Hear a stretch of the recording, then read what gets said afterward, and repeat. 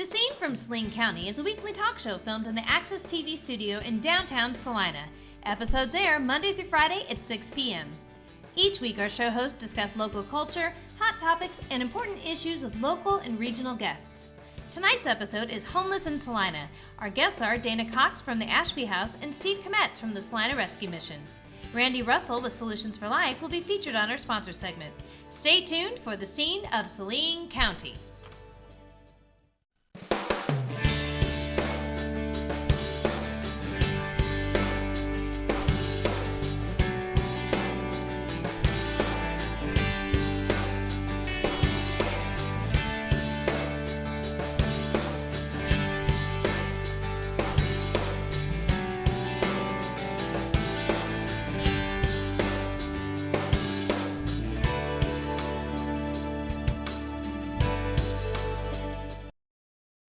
Hi, welcome to The Scene. We're glad to have you here this evening with us. I'm joined by Charles Ross and Kemi Stolzenberg, and we're going to later on have Steve Kometz, the Executive Director of the Salina Rescue Mission, and Dana Cox, the Operations Director of the Ashby House. So how are you guys doing? I feel like it's been forever since I've seen you guys. Kind of has been. It's been a couple weeks for me, so yeah, doing great. No kidding. So, well, you know, before we came on the air, we were talking about technology and all the changes over the years and how fast it's happening. So let's just kind of continue on with that. You know, we were talking about the Get Smartphone and how we used to make fun of it, but now we have it. And now they have the Dick Tracy watch out on the market. I guess it's hooked to your phone and you can get all this information on your wristwatch. And I never thought Dick Tracy in the comics would ever come true. What did you, did you guys? I didn't think that. I really look at that microwave oven. I mean, just like you were saying earlier, that was the stove. Yeah, my youngest daughter said, how big was your microwave when you were little? And I said, the oven. Didn't have a microwave. I actually have a waiting room where I work, and I bought an old rotary phone and just sat it in the waiting room. Oh my gosh. And kids don't know how to use it. It's just something for them to play with, and they pick it up and they roll and then take their finger back. I'll ask them to call their home phone number on that. They don't know how to do it. Who would have thought? Yeah. Or the computer. Like when computers first came out, they had this big old box so big and had cards in it for the memory, and now all that's in one. Right here. Smartphone. Yeah, I've got a smartphone. Yeah. I can connect to anything I want and get information as fast as I can. Yep. My fingers can type it in. I can't even conceive in 10, especially 20 years, what kind of technology is going to be out there. I just can't even conceive. I can't think of anything better, but it's just going to get better and better and better. I guess better, I don't even know if better is the word, but I don't know, well, smarter and smarter. Yeah, no kidding. Well, and you think about, you know, CDs. Those are going by the wayside. Yeah. You know, well, record players are coming back. Are they? Yep. Record players used to be. One. I know you couldn't find them, but now if you find one in a junk store, they're asking a bunch for it. No kidding. Yeah, keep your records. They're coming back. Well, could you even imagine those 45s where you had the little spindle deal? You see those T-shirts with the spindle, and people don't know what that is. You know, I find out the older I get, the younger people I work with are. And they come to work and they're talking about, you know, Andy Griffith and all these kind of things, all these different shows, and they're talking about the reruns. And I'm like, I saw the original, so I don't want to go there.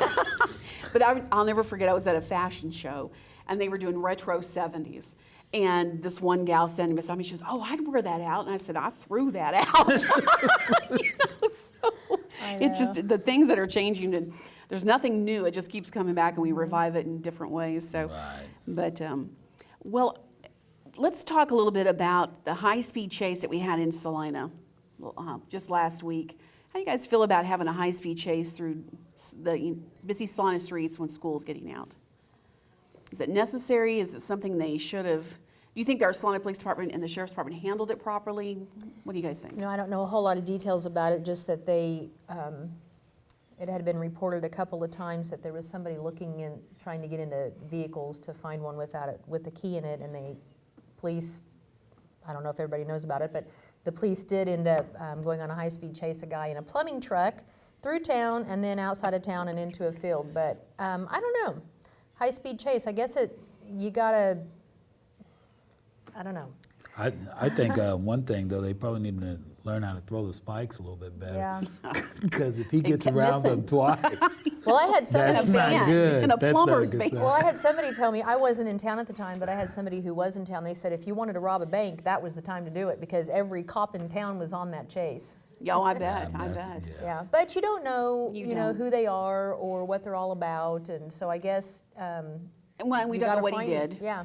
You know, so what were they chasing him for? I mean, I don't even yeah, know any they of that. didn't know. I don't know that they even knew what he did. You got to find that out. So Yeah. I don't know if it's worth it or not. I guess it depends on where they were and how fast they were going. And Well, you know, the other day, I think this was at lunchtime, you know, Ohio and Crawford, that intersection is just so busy. Matter of fact, I had somebody run a red light as the turn light was turning. They ran a red light in front of Subway, and people almost smashed into him. I'm so thankful that one driver was paying attention. But an ambulance was coming, and there was 3 lanes of traffic going north, and there was no place for those guys to go, and that ambulance just kept coming with its lights on, honking, honking. But there was no place for anybody to go. But the south lanes were opened. But that ambulance got right behind the turn lane and decided that it needed to go straight on that turn lane. And I'm thinking, I don't know what their protocol is, but these cars had no place to go by the time they realized this ambulance was coming north. You know, should they have gone around that median? Should we even have medians? I mean, that's part of the problem in Salina. We have all these medians and these busy streets, and it's hard for traffic to move or get out of the way or whatever. I don't know, but I thought, my gosh, if I were the person behind in that ambulance, you know, I'd be a little concerned. But yeah. so, you know, I think we just need to be careful when we're seeing emergency vehicles coming in, and but sometimes they're hard to see. They sneak up Yeah. on you. I had that happen to me once. So I turned down a side street. Turns out the fire truck was right behind me on the side street. Oh my I gosh. felt like an idiot. Well, we'll be right back. I hope you'll stay tuned, and we'll finish our conversation about hot topics. Thank you for joining us.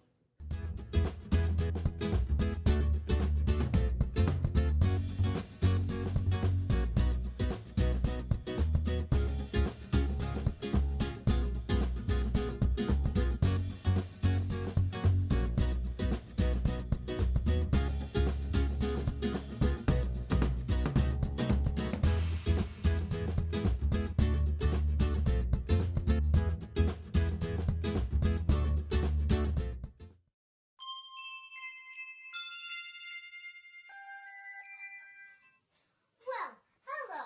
My name is Kieran Boger, and the rock concert is way over head heels.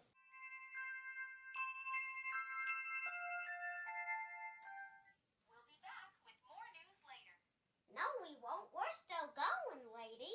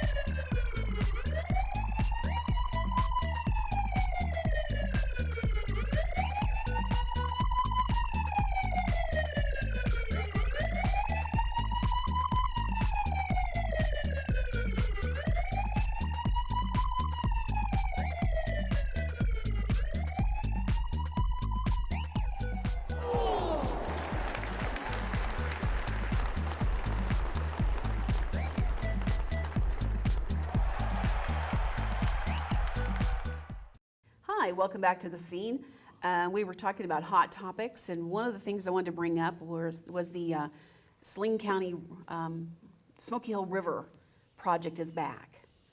You know, we voted that down a couple of 2 or 3 years ago, and now it's back. The Friends of the River have started asking for money, and claiming they're asking for private donations because the taxpayers said, no, we're not ready a few years ago, and they won by quite a huge margin here in Salina. So you guys have any feedback on what you think about the river project, or about just keep bringing things up once the taxpayers or the voters have said, let's let this thing go? Well, a lot of times voters will do that because they don't want to spend the tax dollars. They may like the project, but it's not something that's high on their list of things to do.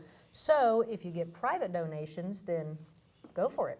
Well, that's what I think. I think the private donations and, you know, the art and all those kind of things, that we have so many infrastructure problems here in Salina that I think our money needs to go for those other things now. That doesn't mean that I'm like you. I'm not against the river project or cleaning up our river. I mean, I've seen pictures of when my mom was a young teenager, and they had boats and did a lot of activities through Oakdale Park and those kind of things. But I don't have a problem with that. But I just think that the taxpayers have enough on their plate, you know. And when I went to a meeting last week, and the first 5 contributors that they mentioned as private donations were taxpayer funded. They are getting state donations or federal donations. Well, folks, if they're getting state and federal donations, that's your money. That's my money. Right. That's taxpayer money. So it's not private donations. But so here they are bringing this back up, and I think one of the comments was, well, we wouldn't have a pool if we didn't keep bringing these things up. Well, how much revenue has the pool brought to Salina? Pools don't have revenue. You know, has somebody bought a house, They're money Charles? loser. Yeah. Has somebody bought a house because the pool's here? No, not that I know of yet. Not that I know of. So, I mean, I think the pool's fun and everything, and don't get me wrong, I think the kids need something to do, and it's pretty. I mean, I think they keep it up nice and stuff. But, Right. you know, was that one of the most efficient ways to spend our money at this time, or have sales tax for it? I don't know. But I could say my grandkids like it when they come here. Well, and a Yeah. lot of Because people they get come to from do out of that. town, Yeah, well, I can say that. When but it still is not a money-making deal. People just know pools do not make money. No, period. they don't. I mean, the thing didn't open until, I think it was just right at Memorial Day, and it's still a little chilly because we know we had such a long winter last time. And then it was closed before Labor Day because kids went back to school. And part of the thing is that we go back to school so much quicker. You know, it used to be you had all of August. Now the kids are going back to school the first part of August. Well, that's who works the pool. That's who, but, you know, so anyhow. Well, it saves a lot of parents on daycare. Drop your kid off Drop your and, kid off at the pool and hope they come home. yeah. So, well, what do we think about those Chiefs? 8-0. Yep. I've been a Chiefs fan for a long time, and this is good stuff. I got something to talk about and can smile. And I'm actually a Raider fan, so Oh, man. so I'm Who invited him to this party? But I've seen the Chiefs in this type of position before. I just wonder how they'll come out at the end. I mean, I've seen them where they're the top team, #1 in the AFC West, and still they got one other team that they will be playing in a couple of weeks.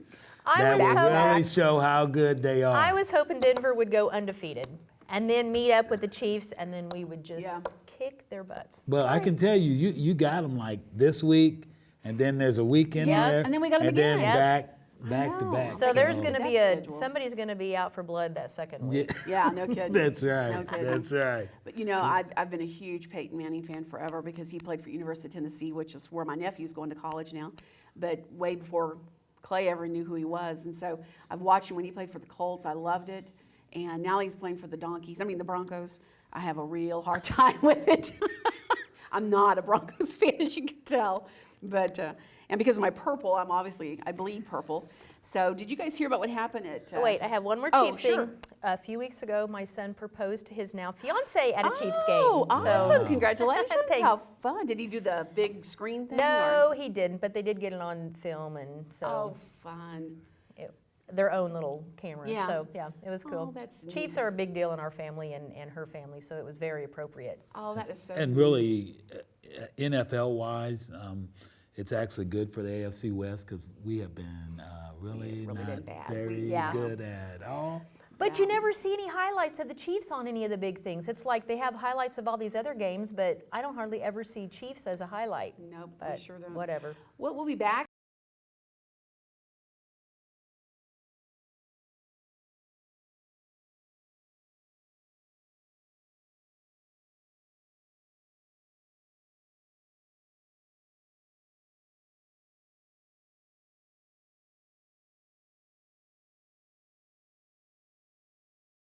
Vidrickson Distributing Company, proudly serving the Salina area since 1963. 1825 Bailey Road, Salina, Kansas 67401, 785-827-2386. BeersWithBoone.com. Hello, I'm Sherry Albright with Comfort Keepers. We are a proud sponsor of Access TV.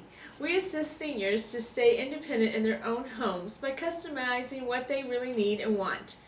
We try to focus on keeping seniors safe in their homes, focusing also on proper nutrition by providing balanced meals, We also encourage exercise, keeping seniors also very active and engaged through interactive caregiving.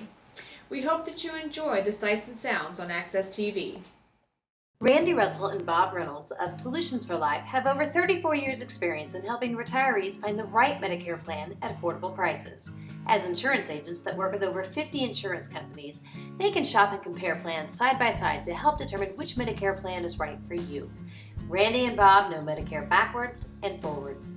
They take pride in the service they provide and the savings they bring to their clients. For their free report, Choosing the Right Medicare Plan for You, call 404-6664 today.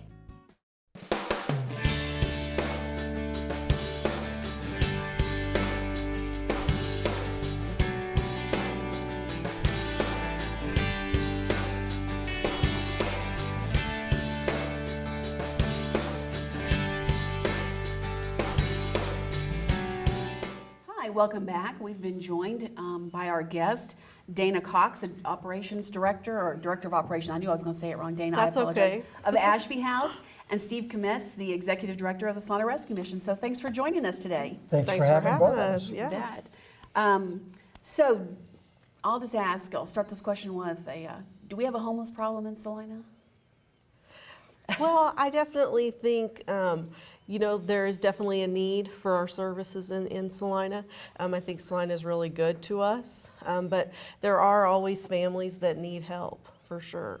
We see a lot of that in our shelter. And of course, we work with single men, and there is a definite homeless population here. In fact, we've probably got men that live on the river right now because they don't want to come to our place. We've been doing this since 1981, and we realize that there's a bigger issue of homelessness than not. Lots of reasons for homelessness.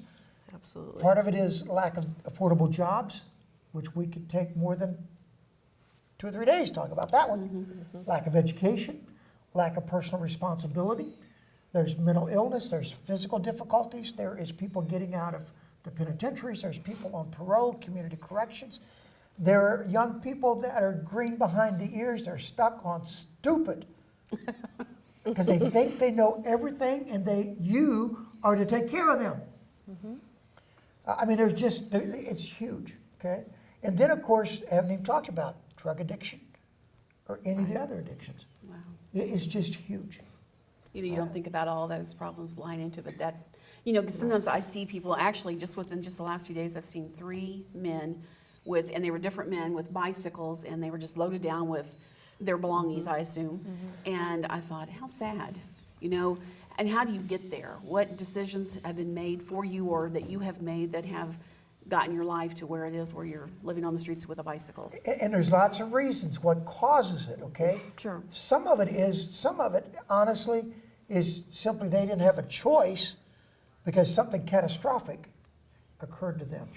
Could have been a loss of a job, loss of death of a mate, could have been a financial ruin, it could have been a lot of different things.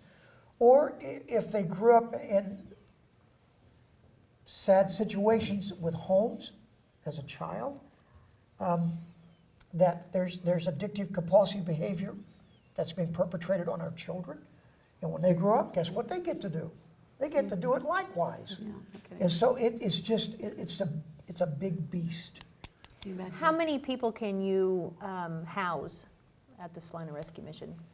That's a great question. We're working on attempting to define that. However, with that said, a year ago we were working with 90 men every night. It went down to about 75 the 1st of March. It stayed down there. Now it's back up to about 77, 78. And is that because in the warmer weather they go and seek shelter elsewhere, like outside, or is it because of other reasons? Yes, both and. Both. Okay, they're very upward and mobile. They don't mind going somewhere else when the weather's good. But they also know that where they really can get some help and where they don't want to get help. And we have a fine line that we really try to walk, Charles, that we don't become a codependent to these men. Right. Okay? That is really tough. It's tough. because you want to do everything you can to empower the man to get on his feet. And we have programs to help with that, but there are more men at the shelter than we have staff. And so we're looking to say, what do we got to do?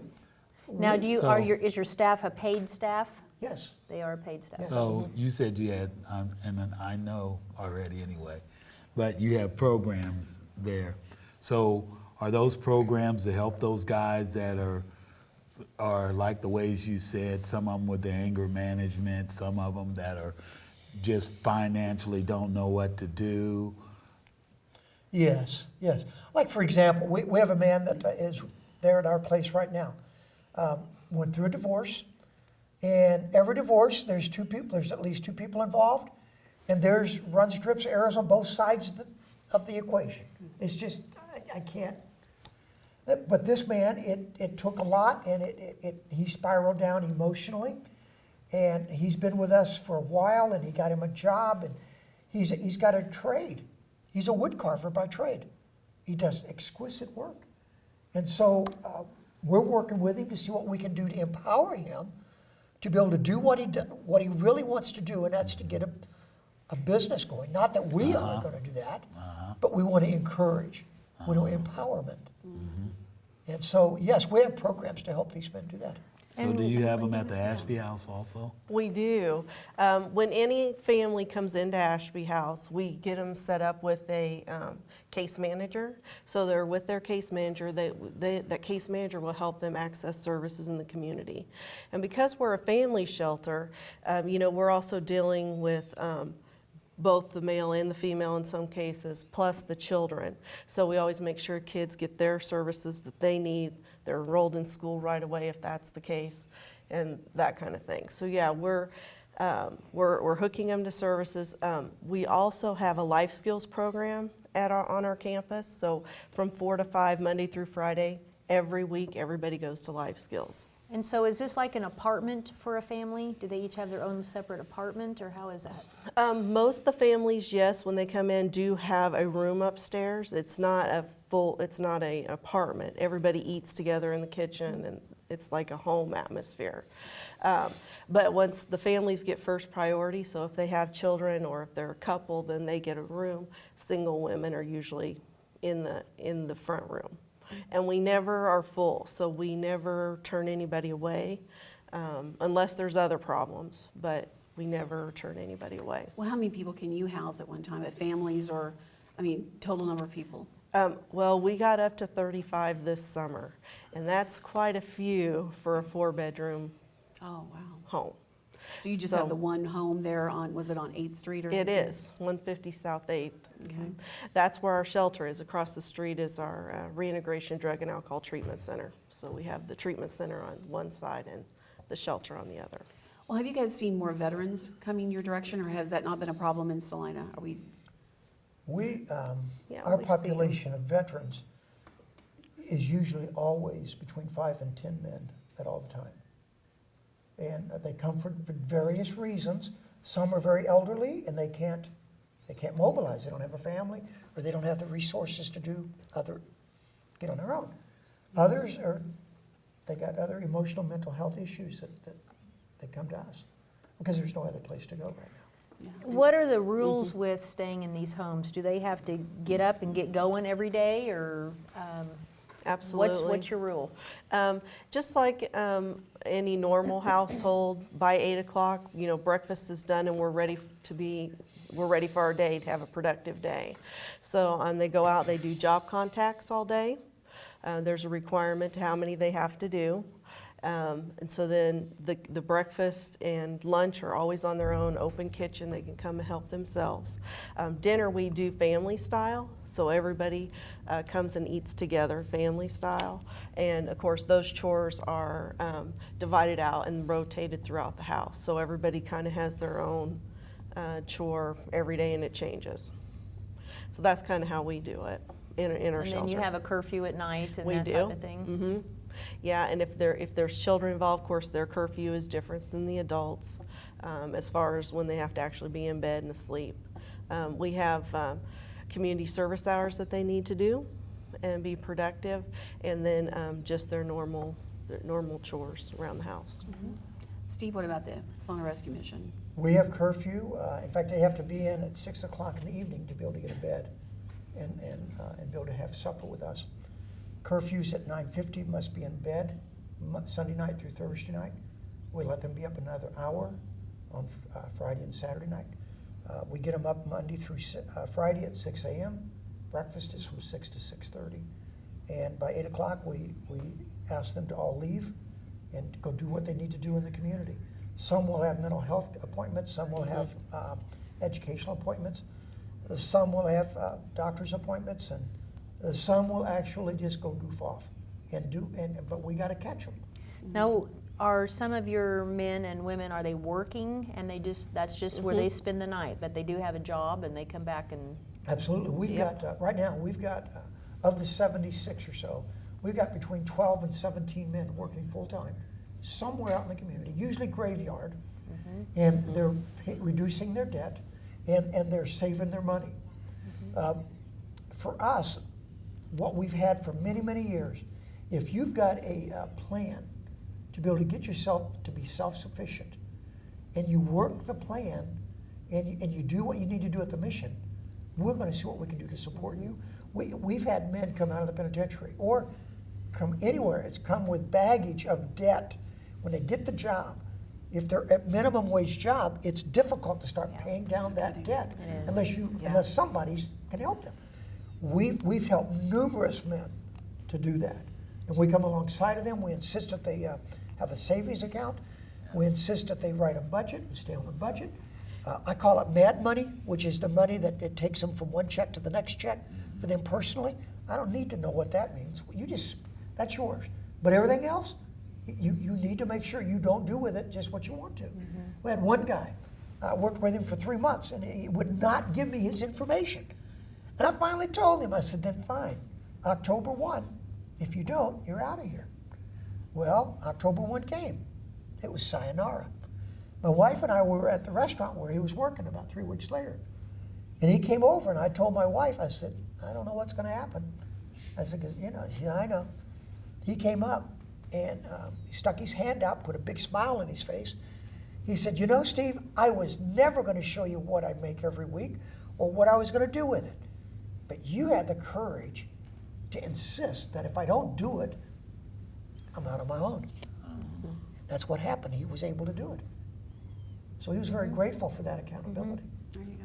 And what about you? Do you have a lot of success stories coming out of Ashby House? We do, and the other great thing is that we have a lot of great partnerships in our community with the Salina Housing Authority, Catholic Charities, also the food bank, just a lot of great contacts that we can help our folks, help our folks get hooked to them so that they can, use their services too.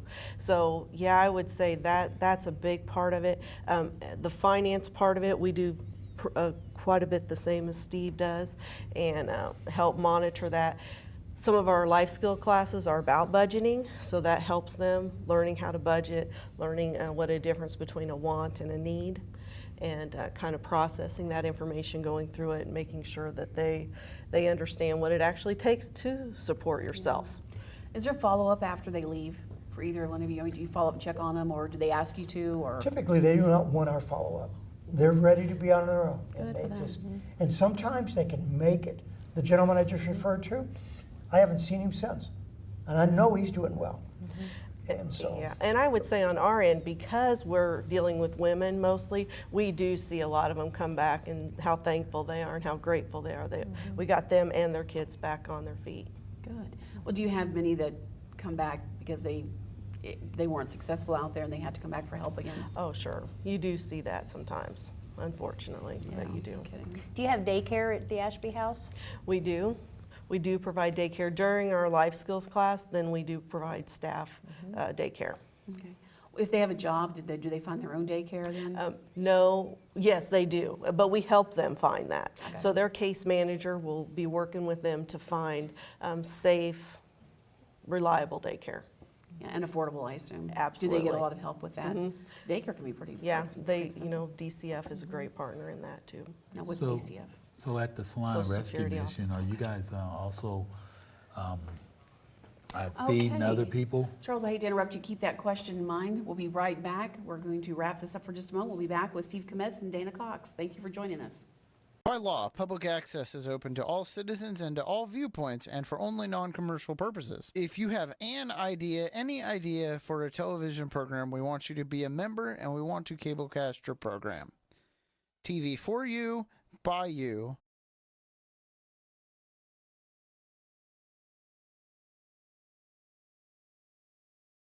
Just give us a call at 785-823-2500 to find out more.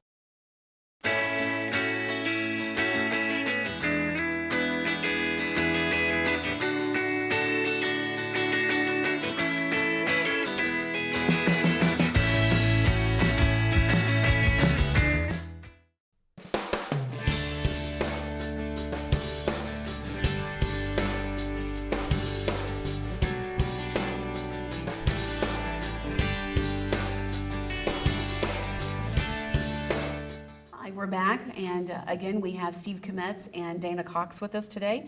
So, Charles, you were in the middle of asking a question, and I so rudely interrupted you as we were going to the break. So, do you remember what your question was? I do. Okay, I do. go for it. Steve, meals. Yes, we serve 3 meals a day, and 2 of them are hot, and we serve some of the best food ever, anywhere else, in any place. Last year, we served over 46,000 meals. That's a lot of food. And we do have women and children that comes to our meals at night. We have chapel from 6 to 6:30, but we open it up for anyone that comes in and wants to. And in fact, today at lunch, and we serve a hot lunch Monday through to Saturday. I think there was like 55 people in our dining room today at lunch. Wow. Just for lunch. So yeah, we serve some of the best meals around. Where do you get your food? How We do you get afford it? Everywhere. Everywhere. We have food drives. We're part of Project Salina as Ashby House. We also have a Dr. Brad Temple food drive, which will be this coming November 22nd and 23rd at all the Dillon stores. Each of those projects will bring in about a little over half of our food. The rest of it comes from other agencies, other places in town, other companies when they have meals for their employees, like Great Plains, when they have something for their employees. They send usually over to us, or it's Blue Beacon, Excite, they'll because they know that we use that. When the schools shut down, either for 1 week at Thanksgiving or whatever, or at the end of the school term, they call us and we help dispense that with other agencies in town. Our food cost is right at $2.05 a meal. Wow. Because of all the fantastic That's great. donations. That's awesome. And how about Yeah, Dana? we get help from all of those same agencies too, so we're very thankful for all the support. And we also have a program with Dillon's. They help us out by giving us their day-old bread and produce, and we do put that at our free store. And that's down on Mulberry. It's the USD 305 old maintenance building. Free That's store. that's our new free store. Okay, so people can go in and shop for free. Absolutely. Anything donated to Ashby House is then put back into the community through our free store. And so it's open to the community. Anybody can come in Monday through Friday from 9 to noon and shop. It's got clothing items, anything you maybe would need, and then also the produce and the bread. Now, if a family is in need of a larger item, say a couch, a refrigerator, maybe an air conditioner breaks, they can come into Ashby House and actually fill out a request for assistance card. And then what happens is once we get those items in, they'll call and we'll schedule an appointment and they just come pick it up. So just people in the community that need things, it's not just people in the shelter or the home, Right. but it's people in the community that need things also. It's for the whole community. And we've just been very blessed to have our new building because it's just doubled our space. And so our free store is way bigger now. So if someone wanted to donate to the free store, where would they take the donations? They would them? just take it to the shelter. to then- the Ashby House itself? Yep. Okay. Okay. Yep, to the 150 South 8th address. And then we take it over to the shelter, or over to the new free store. And how about you, Steve? Where would we take donations if we wanted to bring something out personally? 1716 Summers Road, right to the mission. You know, every time I go to the dentist, I get tons of toothbrushes, and my husband uses an electric toothbrush, and I use the old manual one, and so I can only use so many toothbrushes.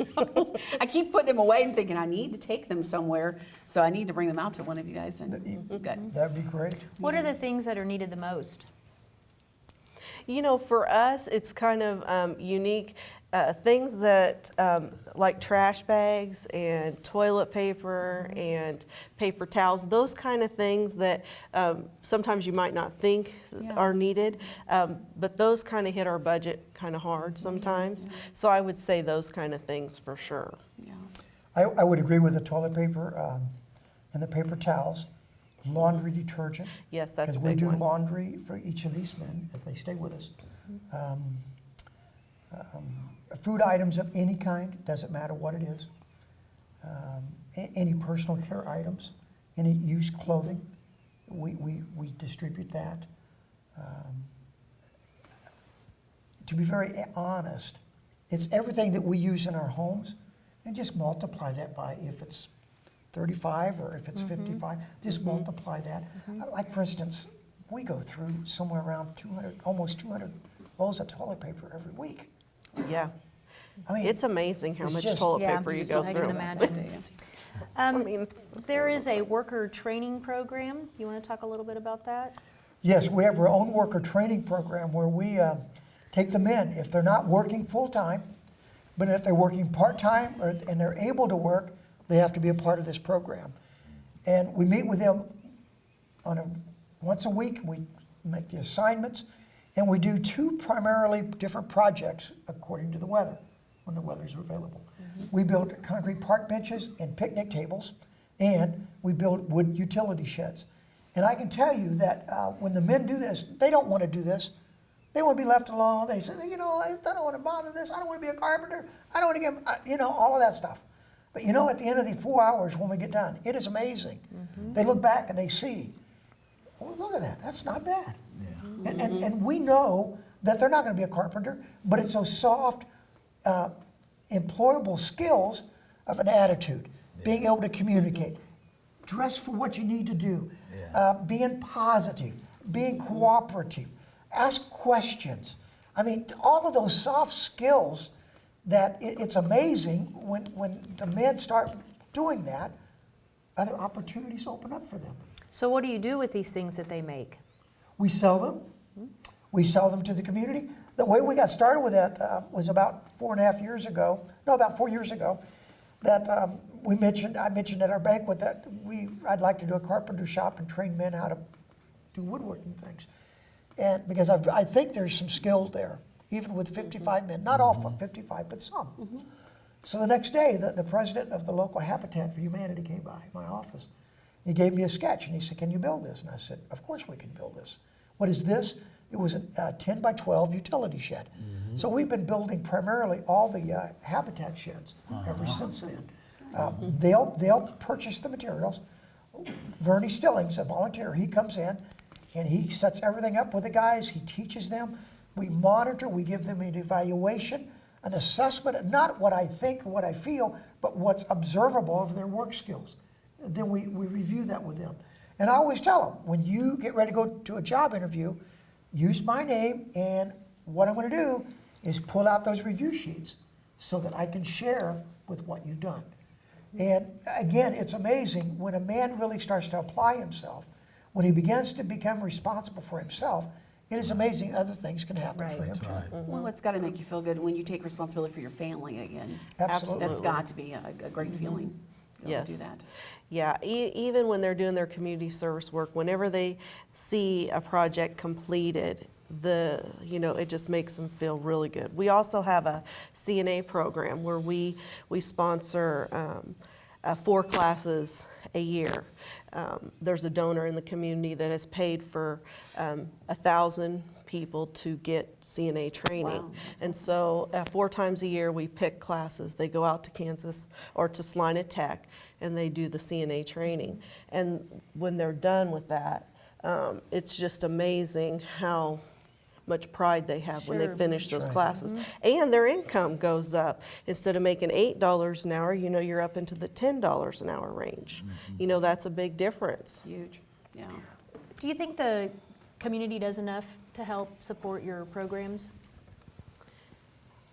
You want me to go first? Absolutely. I think we are blessed by the number of people in Salina who have helped Ashby House. I am in amazement every day when they drop stuff off, and the amount of stuff that comes in. Of course, you know, there's always a great need.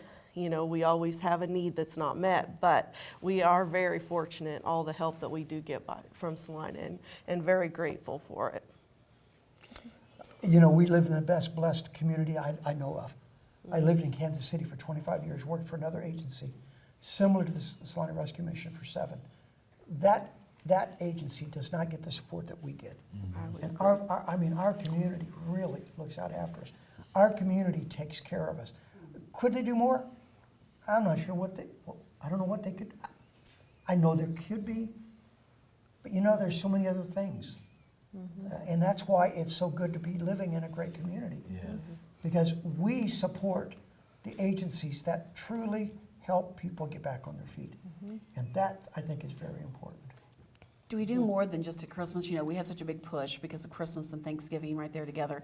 But do we need to spread that out more and give more help all through the year? Or are we pretty good about just, Christmas is huge, but then we just we also distribute it throughout the rest of the year? Do you have special times where it's harder?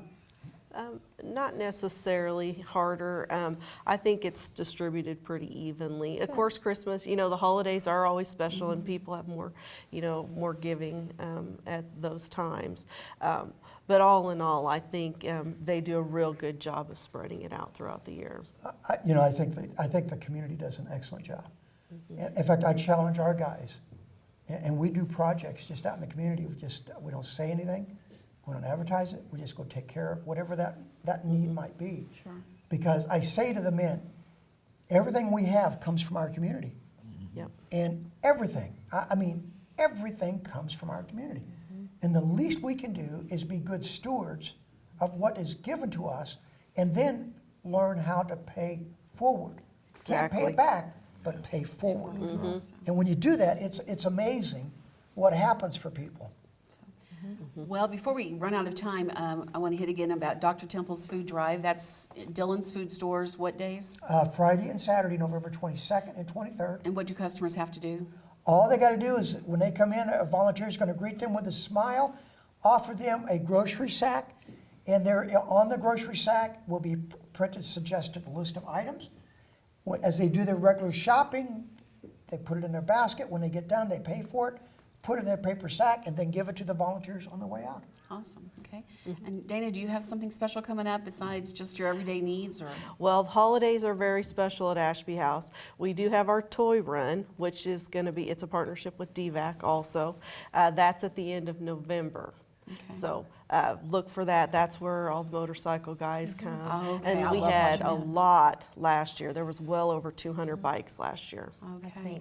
Well, guys, thank you so much for being on our show with us this week, and we'll be right back with our special guest segment. Thank you.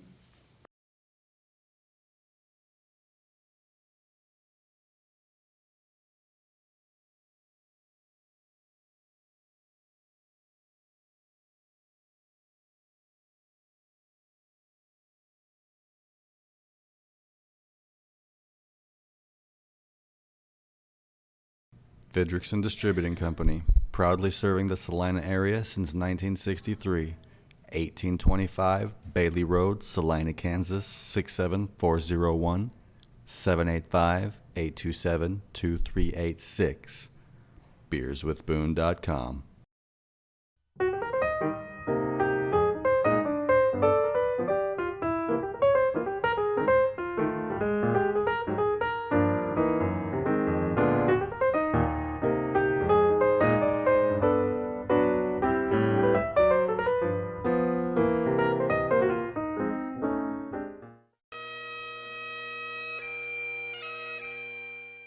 Hi, I'm Randy Russell with Solutions for Life. Did you know that 35 million Americans are without life insurance and another 58 million Americans say they don't have enough life insurance? When I mention life insurance to someone, the answer is sometimes you can't insure me. If you've been turned down for heart trouble, COPD, diabetes, or just overweight, call me today to discuss your options. Don't put this off another day. Call 404-6664. Hello, I'm Sherry Albright with Comfort Keepers. We are a proud sponsor of Access TV. We assist seniors to stay independent in their own homes by customizing what they really need and want. We try to focus on keeping seniors safe in their homes, focusing also on proper nutrition by providing balanced meals. We also encourage exercise, keeping seniors also very active and engaged through interactive caregiving. We hope that you enjoy the sights and sounds on Access TV. Randy Russell and Bob Reynolds of Solutions for Life have over 34 years' experience in helping retirees find the right Medicare plan at affordable prices. As insurance agents that work with over 50 insurance companies, they can shop and compare plans side by side to help determine which Medicare plan is right for you. Randy and Bob know Medicare backwards and forwards. They take pride in the service they provide and the savings they bring to their clients. For their free report, Choosing the Right Medicare Plan for You, call 404-6664 today.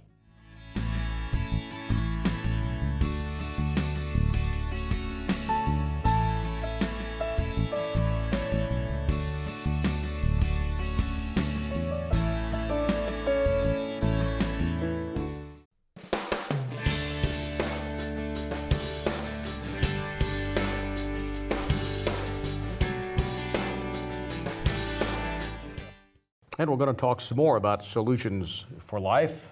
Our guest is Randy Russell, who's been an insurance agent here for a long time. How are you, Randy? 14 years plus. 14 years. Nice to see you again. We talked 14 years ago. He reminded me of that. Man, has it been that long? On Randy's card, it says you're one stop for all your retirement needs. And you talk retirement and Medicare, we could be here for a couple of days. Well, I do represent over 50 insurance companies, and each one has their own special niche. So, let's start with Medicare. We're hearing so much. I mean, we're just buried in Medicare, Medicaid. Government's website doesn't work. That's all we're hearing, and we're not going to get into that. right. What do you think is one of the more misunderstood aspects of Medicare, especially for people who are just moving into that age group and really haven't had a lot of experience with Okay. it? I just had a lady this morning that she's got Medicare Part A and Medicare Part B, and she thinks that Medicare is going to pay all of it, of her hospital bills and her doctor bills. And I explained to her that there are deductibles and copays to be met, even though you have Medicare Part A and Part B. Your Medicare Part A is free for working. 40 hours over your lifetime, 40 hours of credited hours over your lifetime. However, Part B is optional. I do recommend you get it, but it's not mandatory. And then we get into the prescription drugs. And Correct. we get into That's the Medicare Part D, as in get into David. the supplementals that you keep hearing about. And that's where you can begin to really spend money if you're not careful. Correct. There again, there's 10 different Medicare plans. We mentioned parts of Medicare, Part A, Part B, Part C, and Part D. Then you get into the plans of Medicare. There's 10 different plans, and there again, it's not cookie cutter, not what's good for you might not be good for Kimmy over here, you know. It depends on how often you go to the doctor and how sick you are, whether you're a healthy person or... Now, is there a date when you have to have this all figured out each year, that you have to declare a plan? Depends on your age. If you're coming into Medicare, whether you're turning 65, whether you've been on disability, whether you're coming off of employer coverage, you're going to have 6 months from the time you get your Part B. If you're looking at prescription drug coverage, every year now they've got it established as October 15th to December 7th is when you can change your prescription drug coverage. So they can come to you and sit down with you, and you will walk them through all of their needs. Bring your list of prescriptions. Your list, and what will that do for you? Well, each company has negotiated, I can't mention any names, so each company's got their own negotiation with certain pharmacies. I can tell you that without mentioning any pharmacies here in town, good or bad, that what's good, what plan you pick, you might be better to go over to this side of town to get your prescriptions, and the plan Dave picks and his prescriptions he's taking, he might be better to shop at this particular pharmacy. I'm not telling them they have to do that, but at least we're talking $500-700 a year difference. Well, it's such a confusing thing for everybody. I mean, it's just like Greek to most people. They have no idea that there's deadlines, and just like that, I'd never heard of that. So you will offer them your assistance and walk them through all their retirement needs with their 401ks and everything IRAs, else? 401ks, life insurance, long-term care. You and I talked long-term care 14 years ago. Dental insurance. And it has changed. We'll go there. Long-term care has changed drastically in the last couple of months. Back when you and I worked together, it was if you and Kimmy were the same age, you paid the same price. Now it is gender rated, and the females, since they're living longer, you get to pay higher premiums. Interesting. Well, I retired about 6 years ago, and I think it'd be interesting to ask Kimmy. You know, she's just a kid compared to some of us. Right. Do you think much about retirement yet? I do. I just bought a business, and I bought it with an exit plan. So, yes, I think quite a bit about retirement. I'm not really actively, you know, working on it, but the sweat is starting to come. I'm starting to sweat about it, but I need to sit down and get a game plan. But by the time I retire, it'll be completely different, I'm sure. I'm sure. The government requirements. Next week it'll be completely different. Yeah. But at least you have a plan of who you might sell it to, what year you might sell it, what you think it'll be worth. Right. So the other people, they'll go through 20, 30 years and they don't have an exit plan. Right, right. Just one morning they wake up and they say, I don't think I'm going to go to work today. I think I'll call it quits. Yeah. Rude awakening there. Try to pay your bills after that. When people say, am I ready for retirement? I've kind of thought that if you wait until you're ready, meaning financially, you'll probably never retire because you're too scared. That's a true statement. How do you know when you're ready, or do you? That's actually an easy question for me because I'm an insurance agent. Our products are built differently than, say, a stockbroker. So if you came to me or you came to me with X number of dollars today, we could actually plan that out. You tell me when you want to retire, 10 years, 15, 20 years from now. But don't wait till you're 62 or 3 and No. do that. The perfect age, I'd say, would be 45, 50 would be a good time to start planning. But at least we can tell you exactly within a few cents of what you're going to get when you retire at that particular number. As you said, if you wait until you think you have enough money, the next day you might not have as much as you thought you had. So. I have friends, they say, well, I'm not ready. I said, when do you think you'll be ready? I don't know. No, I liked her idea. She has an exit plan. Now, what is an exit plan? Well, it's a plan for retirement. I mean, it's an idea of what I'm going to do with my business, at what age I think I'm going to do it, how much I'm going to be making with Social Security, if it's still there. If there's not Social Security. What beach you're going to be on and what week. And, that's right. Sell my house, get a cheaper one, move into town, don't live in the country, just those types of things. I would guess it's unusual for people Kimmy's age, would say, to be as into it as she is. Right. It is unusual. Yeah. It is. I'm surrounded by people who are facing that, so it makes it a little more real to me than if I weren't. So we can come into your office, we can sit down and start building a plan that's right for us. And again, by representing many, many, many companies, you know, again, what might be the best thing for you might be different for you. Right. I think the main thing right now is the prescription drug plans that I take your list of drugs and basically show people you should be shopping at this pharmacy. I don't get paid to promote it. I'm just telling you the facts. You know, you're going to save money to shop here. You know, I found that out, and when we come back, I want to touch on that. And also, after we get our break in here, from a local insurance man's point of view, how confusing to people is what we're hearing every day in the news. Not only the websites crashing, you got all these different plans out there. Don't do this, don't do that. It seems like a nightmare for people. So we'll take a break and come back and talk more about that with Randy Russell from Solutions for Life as we continue on the scene on Community Access TV. Be right back.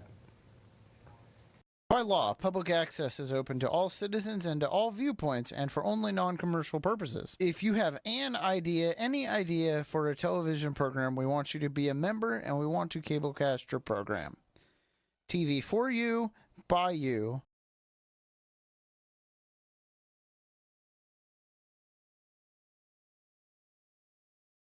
Just give us a call at 785-823-2500 to find out more.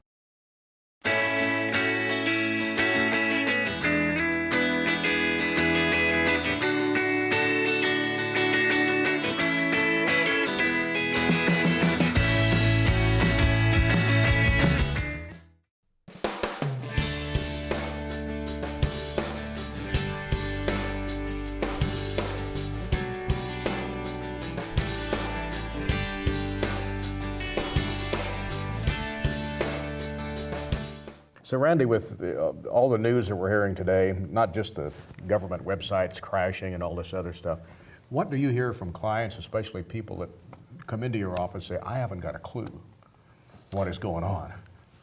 Probably in my 14-year career, I worked mainly with the senior market, so probably 90% of my business is seniors. I say seniors 65 and up. So the first thing I want to get out on the table is they all know what the red, white, and blue Medicare New Book looks like. That's the Medicare Bible, as we call it. And if they turn to page 14, yeah, turn to page 14 on that, and it'll tell you that the Affordable Care Act is not affecting your Medicare. So get that out there right now. Period. That's it. Period. It will not affect your Medicare. So if you're on Medicare, you're good. It's the underage people that need to be signing up at the healthcare.gov website. I've tried 3 times and I can't get in. I want to at least know what's going on, and I can't learn anything because I can't get in. It's just too many people jamming the computer. I'm not computer literate, but I know too many people trying to get in at one time is going to lock 6 it up. million or so, that's quite a lot. Yeah. Well, Randy, I pulled up your website, which is very easy to find, as a matter of fact. I just Googled Solutions for Life, and you have a great website with a whole list of things down the left side of things that you will touch base on for people who need it. Paycheck insurance, I've never heard of it. Okay. There's 2 types of paycheck insurance. Have you heard of disability insurance? Yes. Okay. Well, the reason we say paycheck insurance instead of disability insurance is if I told you disability insurance, you'd think you'd have to be disabled to collect, right? No, you could just be sick, can't make it to work. So that's a paycheck insurance. The other would be what I touched on a little bit earlier. When you retire, you're going to draw Social Security. You may or may not get a pension, but that's a paycheck that comes in every month. Okay. We as insurance agents provide you a paycheck monthly or annually, however you want it. And then on top of that, after you've got all your bills set up to pay your bills, we also have paychecks. And that's pretty self-explanatory. You got your bills paid with this amount of money, now take this amount of money for your playtime, whether that be vacations or automobiles or whatever you... Playtime insurance. Playtime, yeah. Need to come down tomorrow. Well, you work your life, you work your whole life. You don't want to. Tell us how to get a hold of you, Randy. We just have a few seconds left. So. Okay, we're over at 1923 South Ohio here in Salina. Website is www.insurancefinancial.net. That's net, not .com. And the phone number there is 785-404-6664. In your years, is this one of the more complicated times you've gone through? It's crazy. This is probably the craziest. A lot of scared people out there, I'm sure. Well, we thank you all for joining us. Thank you for coming in. We appreciate it. We'll see you all again next week on the Scene on Community Access TV. Join us then.